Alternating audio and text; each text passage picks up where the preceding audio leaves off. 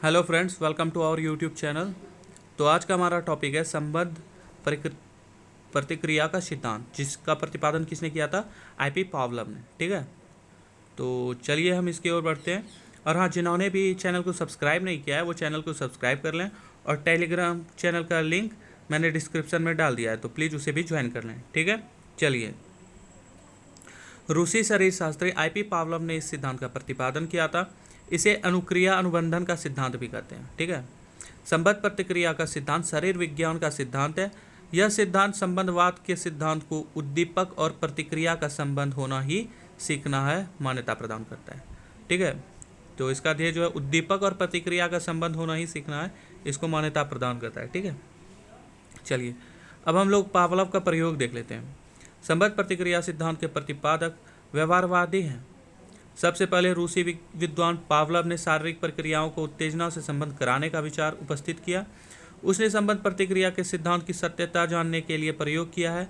यह प्रयोग इस प्रकार है। आईपी पावलव ने नियंत्रित कक्ष में एक भूखे कुत्ते पर प्रयोग किया। उन्होंने कुत्ते के गले में एक नली लगाई ताकि मुंह में लार आते हुए नीचे रखे बर्तन में एकत्रित हो सके। कुत्ते के सामने जैसे ही भोजन रखा जाता, साथ ही घंटी की आवाज़ की जाती थी। खाना देखकर कुत्ते के मुंह में लार का आ जाना स्वाभाविक था। बार बार ऐसा करने पर पाया गया कि कुत्ते की लार घंटी और खाना आदि में सामान्यता उत्पन्न हो चुकी है। बाद में खाना न देकर सिर्फ घंटी ही बजाएगी, तो पाया गया कि कुत्ते ने स्वाभाविक रूप से लार गिराई। अतः घंटी एवं लार के मध्य संबद्ध प्रतिक्रिया स्थापित हो गई। संबद्ध प्रतिक्रिया को प्रभावित करने वाले कारक देख लेते हैं। तो सबसे पहला है पुनर्बलन, जिसे कि इंग्लिश में रीइंफोर्समेंट कहते हैं। स्वाभाविक उद्दीपक के द्वारा जब अस्वाभाविक उद्दीपक को प्रभावशाली बनाया जाता है तो उसे पुनर्बलन कहते हैं। जैसे भोजन के द्वारा घंटी को प्रभावशाली बनाया गया ताकि स्वाभाविक प्रतिचार हो सके। थॉर्नडाइक एवं प्रीमैक का भी यही विचार है। दूसरा है अभ्यास यानी प्रैक्टिस। इस सिद्धांत में अभ्यास का अत्यधिक महत्व है। यदि पावलव अभ्यास के द्वारा साहचर्य में स्थायित्वता न ला पाते तो सीखना असंभव न होता। फिर ठीक है, अब है तीसरा है समय, टाइमिंग। स्वाभाविक उद्दीपक और अस्वाभाविक उद्दीपक के बीच अंतराल कम से कम होना चाहिए ताकि सीखने वाला सही साहचर्य स्थापित कर सके। चौथा है शांत वातावरण, साइलेंट एनवायरनमेंट। प्रयोग के समय अन्य बाधाओं का प्रभाव भी सीखने में बाधा उत्पन्न करता है। अतः वातावरण शांत रखा जाए ताकि स्वाभाविक उद्दीपक और अस्वाभाविक उद्दीपक में साहचर्य सही प्रकार से उत्पन्न हो सके। पांचवा है प्रेरक। बलवती प्रेरक के द्वारा ही सीखना जल्दी हो जाता है, जैसे भूखे कुत्ता लार जल्दी डालता है। छठा है मानसिक स्वास्थ्य।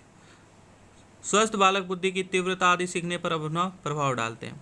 ये अपेक्षाकृत अधिक एवं जल्दी सीख लेते हैं। ठीक है, चलिए अब आगे बढ़ते हैं। संबद्ध प्रतिक्रिया के सिद्धांत का अधिगम में सिद्धांत। ठीक है, अधिगम में महत्व होगा, यहाँ पे गलती से सिद्धांत दिखा दिया है। ठीक है, कोई बात नहीं, आप इसे ठीक कर लेंगे। संबद्ध प्रतिक्रिया के सिद्धांत का शिक्षा में महत्व इस प्रकार है। ठीक है, पहला स्वभाव निर्माण। संबद्ध प्रतिचार के द्वारा ही सीखना स्वभावजन्य माना जाता है। हम धीरे धीरे अपने अंदर स्वभावगत विशेषताओं को विकसित कर लेते हैं।